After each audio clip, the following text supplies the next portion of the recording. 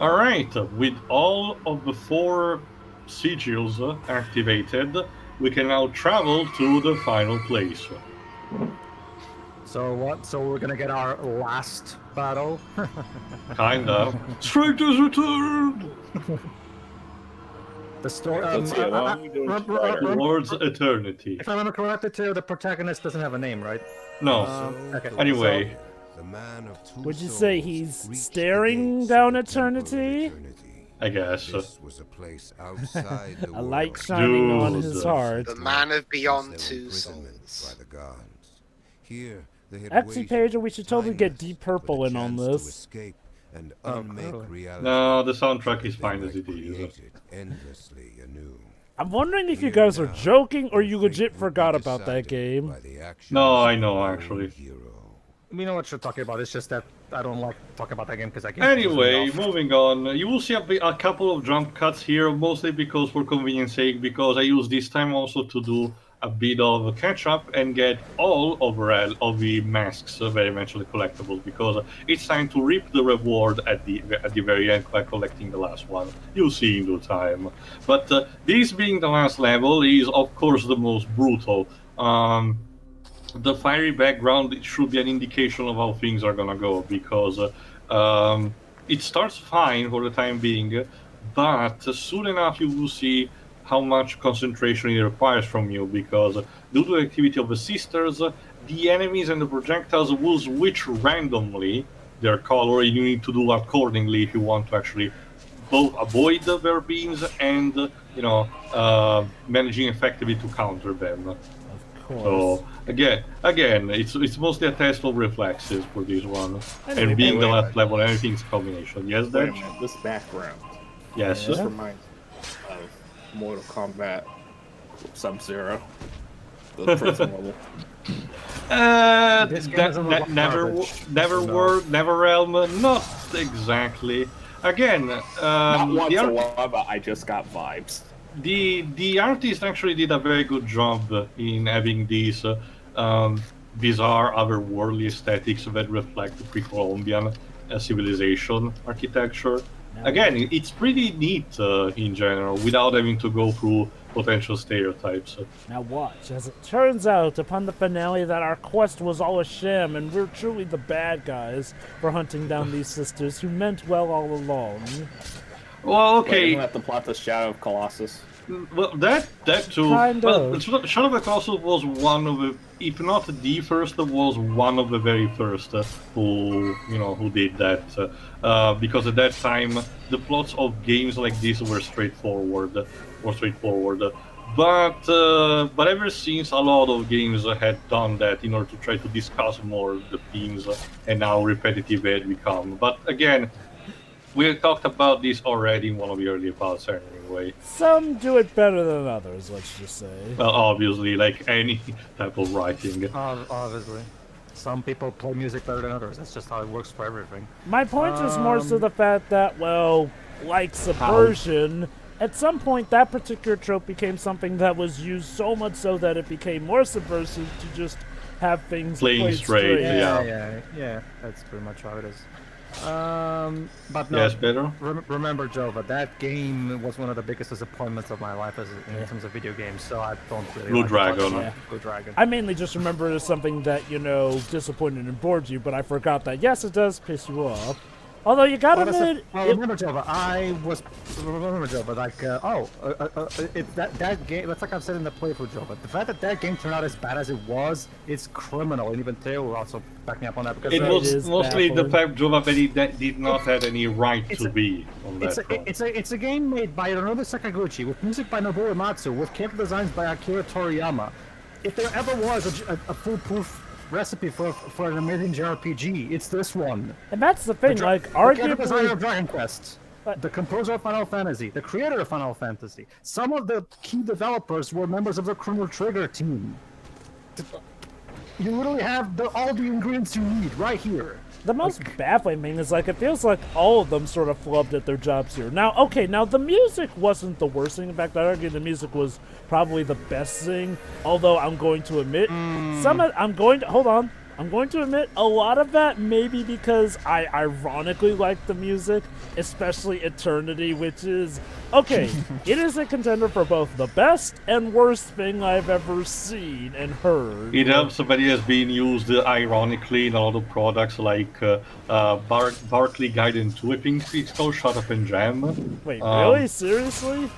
Yes, it's literally the reason why I discovered that it was sung by the singer of Deep Purple was the fact that it was used for that game, and the labeling used for that music tracks in the data file is holy shit, that guy from Deep Purple really sung up this. Which is weird because that song sounds so English. You'd think that somebody Japanese must have sung Okay, it. as someone who actually has experience with Deep Purple, I can tell you that it's still mostly like that in terms of how the singer usually sings. I mean, Maybe I a heard, singer, maybe I a singer. was really just out of form because it's been a while since I actually listened to them. it's funny. I've heard some Deep Purple, and maybe I just got lucky. But the songs I heard from them, I usually remember being able to understand relatively enough on the first hearing, but not Eternity. Although I will not deny, it was very fun getting to do a sing-along of that song.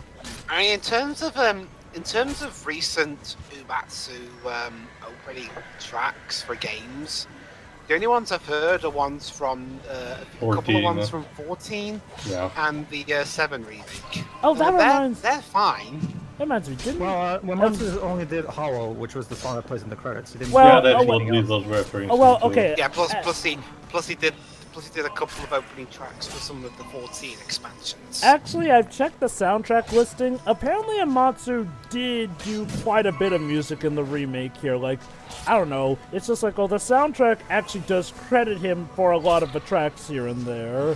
Maybe it was like supervisor or something. Or maybe collaboration. I get the feeling that... Okay, let me look it up. Okay, I know for a fact, because it actually was mentioned, that for one particular boss theme, I think it was for the Varkey one, they had a guest composing, co-composing, the composer from Ace Combat, of all things, I don't know why. And I did mention that the Airbuster theme contains a type of synth that mostly Motoi Sakuraba loves to use, and not a lot of other people. So I wonder if he also helped too. According to the soundtrack listing I have, the Airbuster theme was done by Nobuo Matsu and Tadayoshi Makino. But yeah, well, when it comes to the remake, there were actually a lot of composers involved. It's just like, obviously, for the main one credited, they have... what's his Masashi name? Yamazu. The guys that collaborated for the 13 trilogy and Mobius. It's no, that's the thing. Well, I don't know. Like, honestly, Jova, to me, the only track in that game that sticks out is Eternity.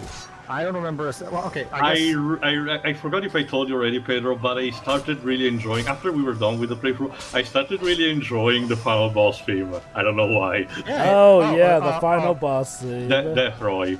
I don't even. It's. I'll have to listen to it again. Like it's just like to me the only thing that really succeeds in that game is the artwork by Toriyama. Really, like. Well, I hate honestly, the way they implemented his artwork into the actual game's models because the character models look terrible. that was one thing I was actually gonna say. Like, okay, even with the original artwork, I feel like even Toriyama kind of missed the ball here and there with that. And I'm not talking about like how the actual game renders it. Happy birthday, Toriyama.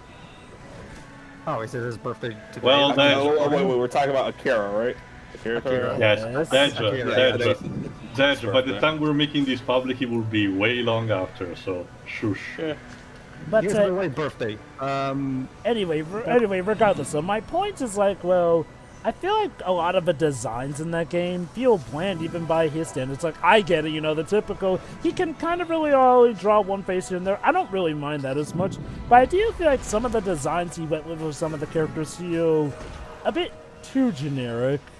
Especially I with kind of Dragon Yes. I will agree with you that it's not his best material with Java, but it's but of all the things in that game is the least offensive thing to me.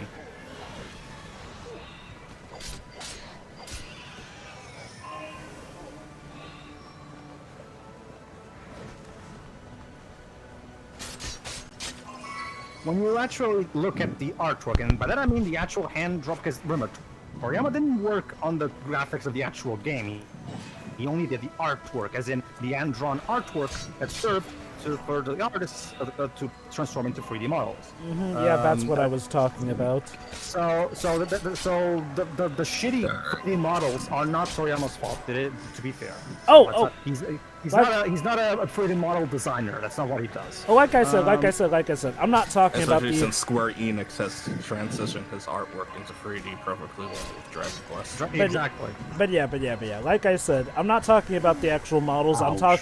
I'm talking about the character designs here and there, as opposed to anything else. I understand.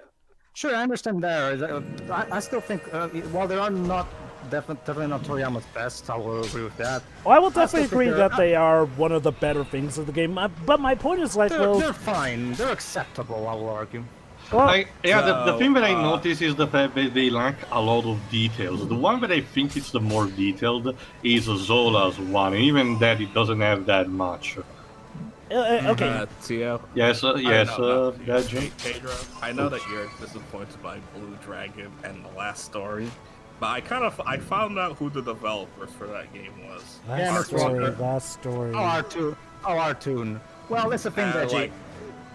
But it is important to remember, Deji, that Artoon was only a developer there to do the coding and programming and everything. The actual ones in charge of everything creatively, in terms of how the art is supposed to look, what kind of gameplay is supposed to happen, what kind of story is, that's Mistwalker, aka Sakaguchi's studio. Artoon was just hired to basically do the heavy lifting, if you know what I mean. What about the last story? Same thing. What is last story? I don't know, I just the game we made for the Wii. Yeah. Basically, Deji, here's how Mistwalker. Mistwalker is a studio that only does much. You know how Concepts only the creative stuff for Mighty Number 9, and the actual development was done by Inti Creates, right? It's the same thing here. Artoon is just there to do the heavy lifting, the programming, the coding, all that stuff. The actual creation of the assets, the story, writing, everything, all that stuff, that's not by Mistwalker. Basically, Jova, last story was the actual third game, if I recall correctly, but was campaigned by Operation Rainfall, along with Pandora's Tower and Xenoblade Chronicles. Based off of how you guys are regarding it, I'm guessing that one wasn't as good as the other two. Pedro showcased me a bit at the beginning, and I remember, being at least interested by it. It's fine. But I have to see the rest of it. Last story is fine. It's nothing like it's definitely much better than Blue Dragon, but nowhere near as good as Lost Odyssey. Yeah, I was about to mention, Joe, that from that games that Mr. Loki developed, the one I'm still more interested in is, Lost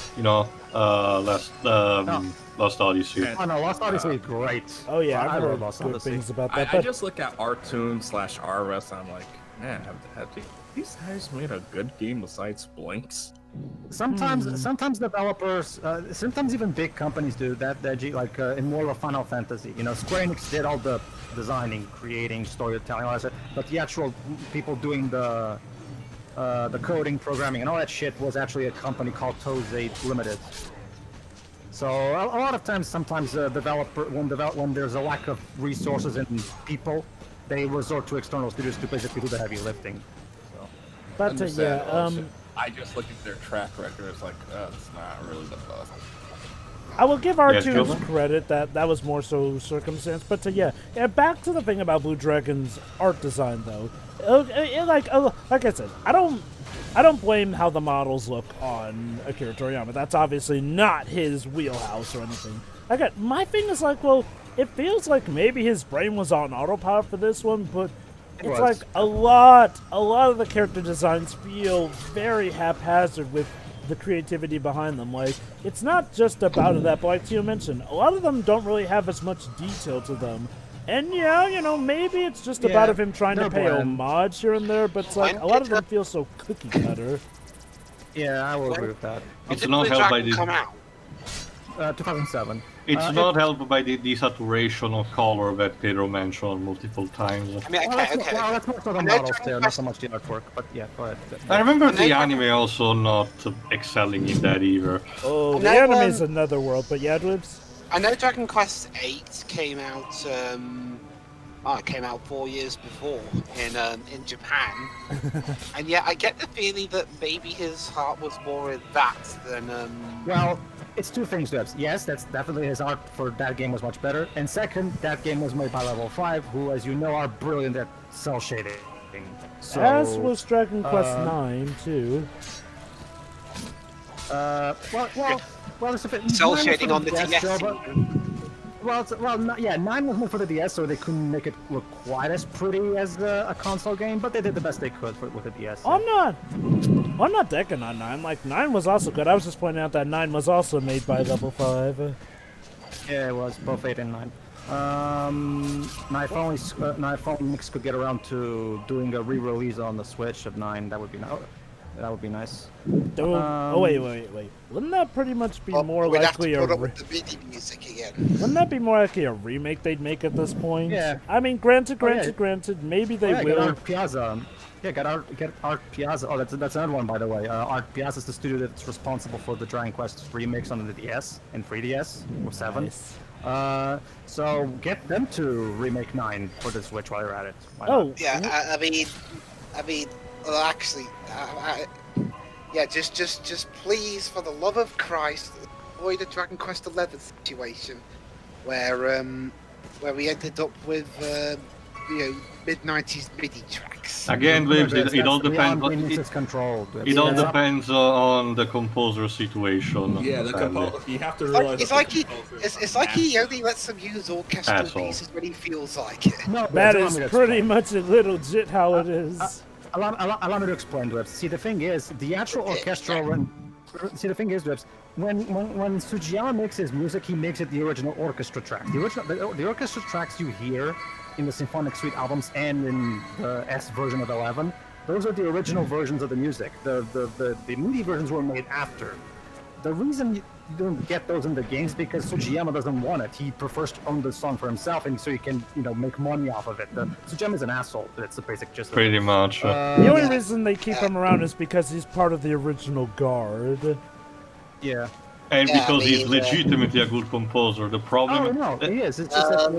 Well, that's the okay. Well, that's the thing that I've heard a few tracks from 11. And well, I'm not going to judge the whole soundtrack based on only a few tracks. I'm really judging from what I've heard. They're just kind of there. You talk about the melodies. Yeah. I mean, the MIDI in the OG version doesn't help, but even when they're orchestrated, they still just sound kind of there. I disagree, but I will agree that it's not his best. I will contribute to that opinion whenever I get around to playing Dragon Quest 11. I was actually going to ask. The definitive edition is now available in every platform, so it's very. Yeah, I've got it. I on the Switch version. I've got it on Game Pass. I was actually going to ask Pedro. So has Dragon Quest 11 become your favorite Dragon Quest game? It is. It's the one that basically has the overall best balance in terms of story and. For example, like the 8 had a great cast, has a really good cast of characters. The story was very typical. 11 has a much better story with characters that are even better than 8, and the gameplay is fantastically refined to the point. Like they did such a great job in finally. Taking level 5's queue for 9, we're not including random encounters. Thank you. For Pedro, the game is just like all the other games. Therefore, Well, yes. Well, yeah. That's kind of why we. I think Jim Sterling put it best in his review of 9. Dragon Quest never changes. It's always the same developers, the same formula, the same whatever, the same composer, blah blah blah. And you know what? That's fine because fans like it that way. And yeah, If it ain't broke, don't fix it. that's what it boils down to. That the fans don't really care. The fans love the series exactly as it is, and they don't really care about it changing it. They especially now with 11, because 11 pretty much updated the formula to every modern standard that you can think without changing anything major. So at this point, yeah, they're all set. Really, they don't need Dragon Quest. I got Marcos a copy of 11 for his birthday. He's not really big into RPGs, but he loved it. Really? It's that something about the game. What platform did you get it for? Switch, because that was the only available platform. Remember that the definitive edition was a timed Switch exclusive for a year. But I got it on X. I got it on Game I Pass. also gave it to another friend, and he recorded himself throwing it into the trash. When I record it, I'm gonna be recording on my PS5 because on the Pro and 5 it runs at 60 FPS, so it looks even smoother. Why don't you play it on Steam? Oh wait. Anyway, Well, I can play it on Steam, but it's easier for me to just record it with the PS5. I was actually going to. No, talk about the original version that they delisted. Well, actually, wait, they released the original version? I don't. I'll have to Yeah, look in- when the PS4 version first came out back in 2018, I believe. 2017. They released it. Huh? 17, but go ahead. No, in the US. Oh, I think it was in the US as well, wasn't it? Whatever. Carry on. It Yeah, was Square. 2018 in the web. Ah, okay. So, Yeah, Square did release it on Steam. However, because of Definitive Edition, they delisted the original version. Well, did they at the very least give the people who bought the original the definitive edition? I'm guessing not. No, nope. Okay. because the Definitive Edition looks worse because it was built for Yeah, the Switch. it was built for- so yeah, people it were annoyed. It was built for the Switch, sadly. That's the thing. That's the sad part. Like they made. See, the thing is, Nintendo commissioned. And see, the reason the definitive edition has orchestra track is because Nintendo was the one who offered to actually pay Tsujiyama to stop being an asshole. Basically. They said, "Fine, we'll get a gun for you." No, it's one of those cases where Tsujiyama's only interested in gaining money. Like he's really a scumbag when you get right into it. He doesn't give anybody any favors, basically. Ugh. So, in regards to Okay.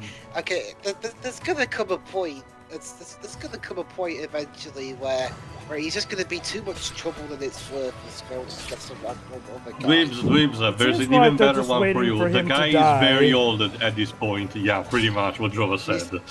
He's well into his 80s at this point. It all depends. It all depends on how long Dragon Quest 12. Because Yuji Ori, the creator of the series, already said that they already started pre-production on 12. So it all depends on how long that game takes. We'll see if Tsujiyama is still capable of scoring that one or not.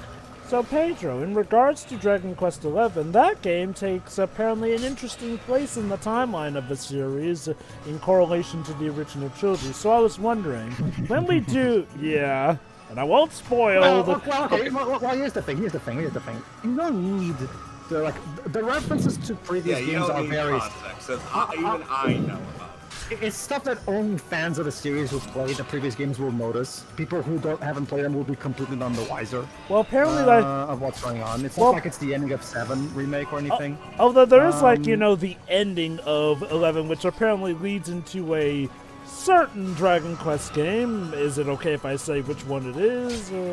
Okay, considering 3 and 5 are the more popular ones, I get to guess one of those. Yeah. That's the thing too. Yuji does love to sometimes make these loose connections, but he just keeps them loose because he doesn't want to get bogged down in. I don't mind. Actually. Like, here's the thing, Teal. Believe it or not, Free is actually a prequel to 1 and 2 of Dragon Quest. Yeah. It's quite interesting. So I was actually going to wonder, when we do eventually get to covering the Dragon Quest series, are we going to... my idea was just to start with 11 because 11 is the best entry point, like literally. Like it's the one that's the best optimized for modern standards. It's the one that has, in my opinion, at least the best cast of characters. So it's a great entry point. One of the best stories. The gameplay is refined to the ultimate status. Like it's just like, and I guess it's pretty much. It's the best game to start with right now. And I guess technically, chronologically speaking, it's now at the very start of the timeline. Yeah, apparently. It's the Skyward Sword of Dragon Quest games. I guess so. So I'm fine with that. Okay. It's Skyward Sword in the sense that it is the start of the entire timeline. So, but yeah, that's what I was wondering though. Like, well, Dragon Quest fans don't kill me for saying that. No, the connections are basically kind of like for me to it as game universe, where the connections between Eco, Star of the Colossus, and Last Guardian are very, very loose and minimal. Oh, So it's not like so people who haven't played all three games will be none the wiser anyway. Okay. I get how Shadow of the Colossus is in terms with Eco, but was it ever confirmed that Last Guardian is tied in with them? On a loose wage of remember, there's still the fact that the Trico. I think I explained this at the end of Shadow of the Colossus. Trico has horns, And and the horns are viewed as and the bad thing. technology used for the nest is very similar to the energies used by both Nimrod and Dormin and the Queen of Eco. Anyway, let me explain. By getting all the 42 masks, you unlocked the Sword of the Gods, essentially double damage for all of your attacks. This is not vital to finish the game, but it certainly helps you a lot with the final boss, as you will see those in a two second. girls, the holding Because hands. it's time to face the two sisters. Yes, they're sisters, Joe. They hold hands like they're cousins, though. No. To tell you, we're not even the final boss of Honey Pop 2. I can tell you that. And yes, every time, much like in the flashback with the warrior, you have to do this stare every time you die, and also like we say in the interview, it can get a bit tedious. Also, a Snake Eater joke. Okay, much like with the flashback, now it's time to face the sister, but now it's time to actually see how can they attack. Because if you remember the flashback, she got interrupted at the very last second. It caught blocked you on that. So, one sister is shadow and the other is light. You have to actually at first destroy all the nodes that are attached to them. There you go.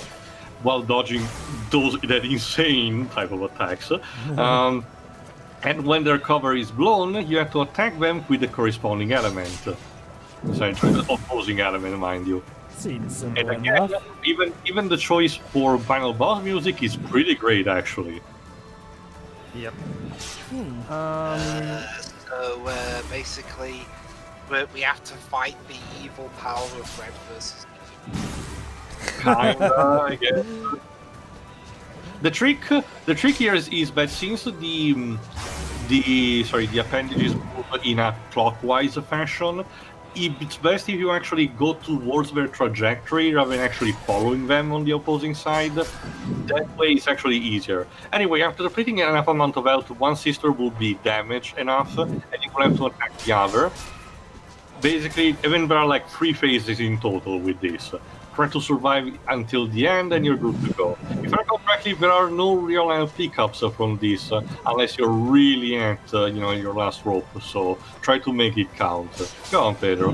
It's because just to go back to my previous point. No, see, here's the thing. Here's the thing about the character models of Blue Dragon. See, the problem is that when you take a look at look at the character model of Shu and the actual drawing that Toriyama made. The collar, the overall collar is all off. The personality is off. It just doesn't do any good job at all in capturing what Toriyama actually drew on paper. It's the complete antithesis of what Level 5 does with Momose's drawings in the Kuni games. Like, it doesn't do anything to properly capture the personality of the drawings onto the models. It looks like a fucking clay doll.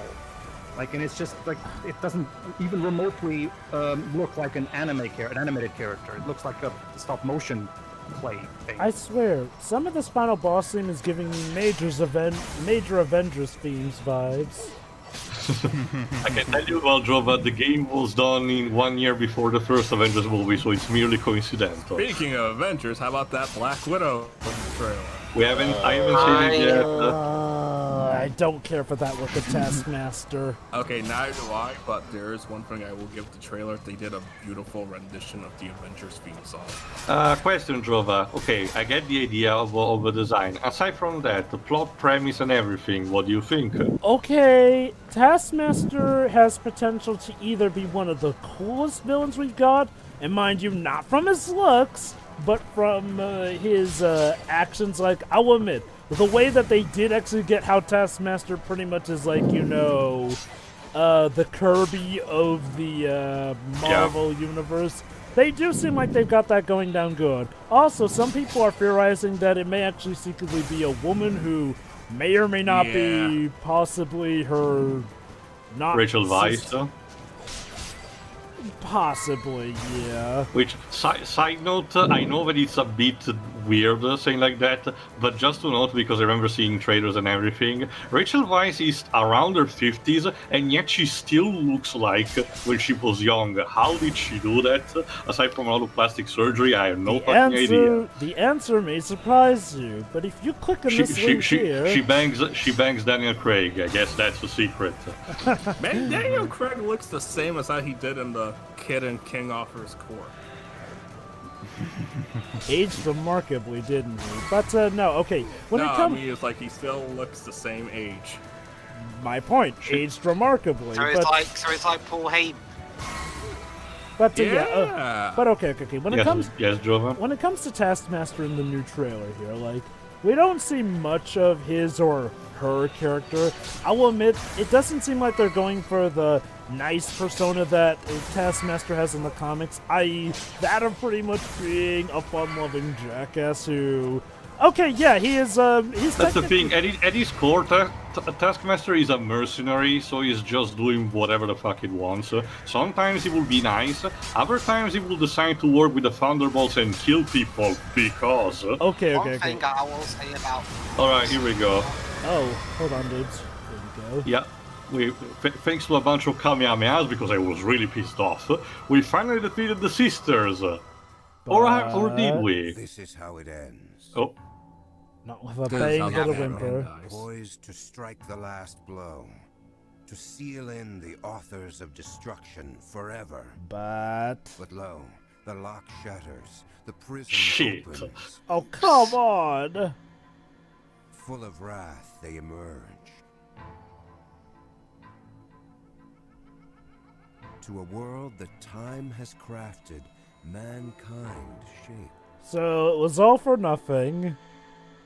They see Maybe. now it is not theirs Wait, to what? destroy. Yeah, they just see the fact that the world has gotten a bit better for their taste over the millennium. We're like, okay, we'll just fuck off. We killed people. Great, this just spoiled the final season of Ruby. Heroes We hope you enjoyed No Moral Wait, Theater, ladies and gentlemen. I really should have put that clip. Dead, are you serious? His story ends. So the task for Ruby is that they need to collect these 4 treasures and summon For the now. creators. Oh, I know We that, I also- know that.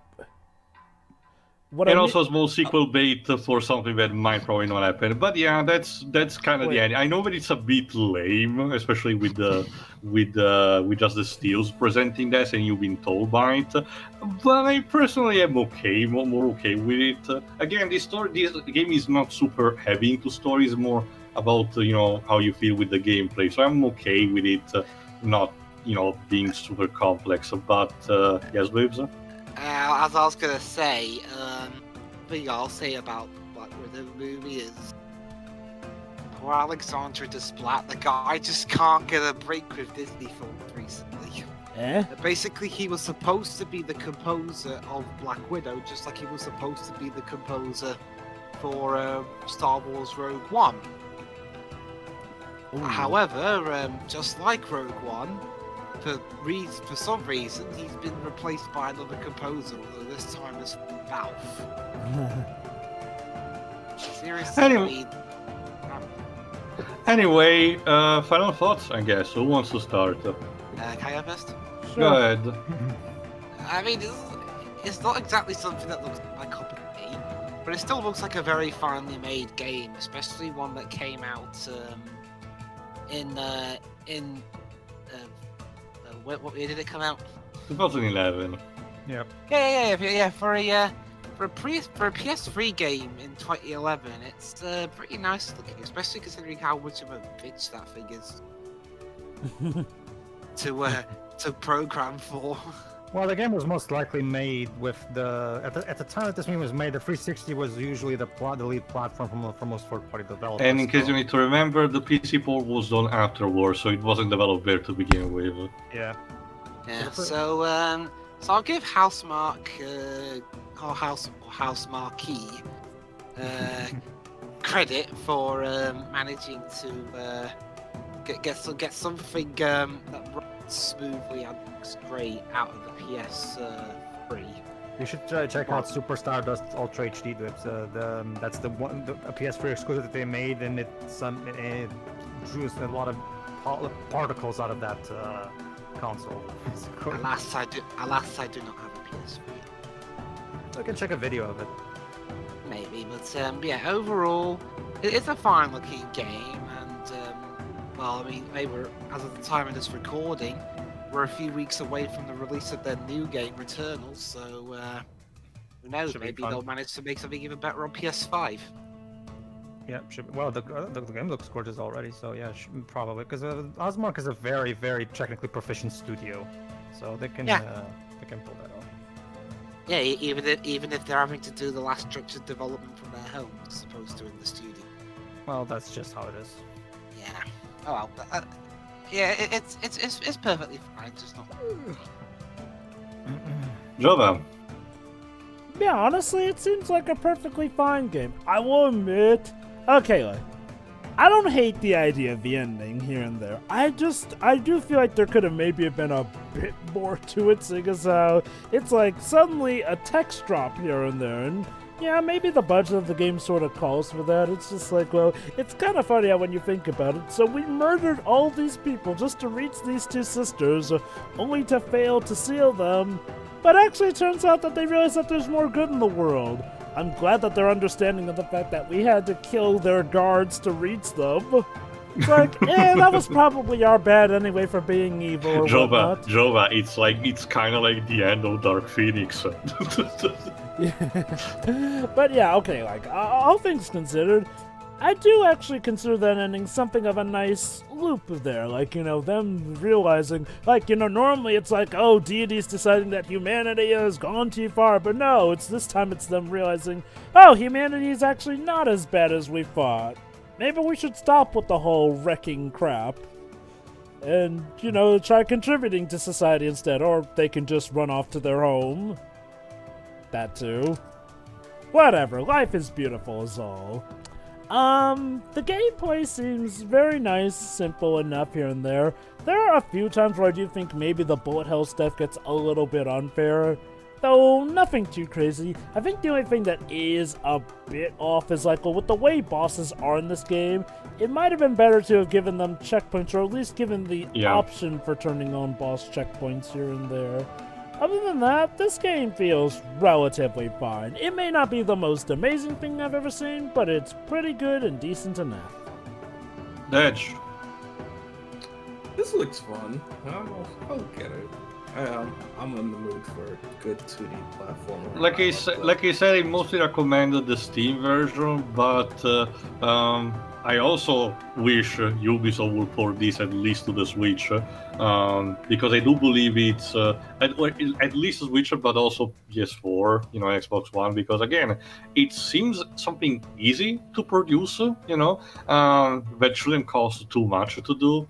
And I'm pretty sure other people would enjoy it, but for the time being, knowing Ubisoft, they probably forgot all about it. Probably, but for the time being, but for the time being, Dej, yes, I recommend mostly the PC version. Yeah. Sure. Go on. Yeah, but it does look good. I love the shell shading art style, and I don't think I've mentioned this, but it really feels like Limbo was one of the most influential games for 2D platformers, because that art style was in almost every 2D game. Yeah, like you mentioned, DuckTales Remaster had it, Donkey Kong Country Returns, Mario 3D World. Well, if I remember correctly, Lost in Shadow on the Wii came out in 2009. It was still around that same. It's interesting considering that technique itself was kind of instead pioneered by Frank Miller with his comics, thanks to his legendary contrast. Interesting. Go on, Dej. But I'm satisfied with what we have. And like I mentioned, the whole, wow, the gods, how beautiful the world is, so we don't have to destroy everything. I'm calling it now. That's going to be how Ruby ends. Probably. Well, okay. Honestly, I've always gotten the feeling that they're just calling down the gods to deal with the evil mistress or whatever here and there. Salem? Yeah, Salem. Salem. Thank you for Salem. playing Outland. Now go home. Go outside or something. Like Shiri said at the end of Play 2, don't tell me what to do. Like, you're done, Dej? Yep. Pedro. Again, it's Osmark game, so of course it's going to be very solid in its construction, and it looks like a very interesting platformer for what it's trying to do. It has some really solid ideas, and a pretty cool art direction. Yeah, that's basically it, really. Like, I don't like, even at their worst, Housemark always makes a solid product. And yeah, I wouldn't say that this is the best they've made so far. I still hold Resogun as the best game they've made up until at least before Returnal comes out. But yeah, now this is definitely a very solid game that doesn't really have any particularly superly wrong with it. And yeah, that's basically what I'm used to from Housemark. So definitely an interesting game. And that's really it. Like, there's not that much. It has some nice lore here and there, and yeah, it's all tied up like in a very well made, solid game all around, and that's all it really needed to be. So, all right, I'll conclude. Again, like I said multiple times during this run, I really enjoyed this in its simplicity. I like the gameplay system, how tight the precise the control are, the bullet enemy fashion reconstructed for this Metroidvania, kind of like how we were reconstructed for Nier. Interesting again to see this out of genre experience. Technically, the score I really appreciate it. Again, same personal composer for Angry Birds, really interesting. Like Jova mentioned, and we also mentioned thanks to interview, the low point to me are the bosses, mostly because you had to marathon them. Like I said, I normally am okay with challenges, and as you can see, I made it normally. So they are still technically doable, but I do believe a checkpoint in the middle might have helped, without being too much intrusive. But again, since it's something that developers regret not putting, again, I genuinely believe it was a genuine mistake rather than intentional. And speaking of that, again, it's interesting to see how this game was supposed to be completely different, and in the span of a couple of months, they managed to turn this thing around, managed to make a product of good quality and that they liked, and it's something that Ubisoft actually helped instead of hinder as a result. Very, very uncannily different compared to what usually happens today, especially with Ubisoft. So it's interesting to see this kind of time capsule, especially again from a team that has done something completely different. I still have to try their shooters. I'm really interested to see Resogun at some point. Maybe I'll get that. But for the time being, this was a pretty nice experience overall for me. So I recommend anyone to get it. By the time we're making this public, the PS3 PlayStation Network is still active, not for long. So if you want to get that version and have still a PS3, get that. But I do recommend the Steam version. Again, it still runs okay, and it's technically a bit cheaper and goes on sale all the time. So you might want to actually try that. well, yeah, technically the PC version, of course, will be the one that can run the best anyway. Mm-hmm. Obviously, but what I mean, even on older PC models, like my stove, the micro, the oven. Sorry. I'm actually wondering if Microsoft made this part of the backwards compatibility. This is exactly the kind of game that they love putting on the library. I'll have to look into that. But yeah, for the time being, that's pretty much it. We'll see what happens next. So stay tuned. See ya. See ya.